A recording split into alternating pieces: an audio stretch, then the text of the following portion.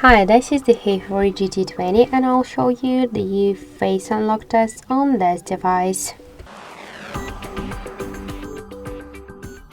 So I just set up my face recognition and now I'll make a couple of tries to unlock the device with my face and we'll see how fast this option is and does it works. So let's start. 1, 2, 3, 4, 5. So as we could see, the face unlock works here fast and correct, and we just unlocked the device successfully without any problems.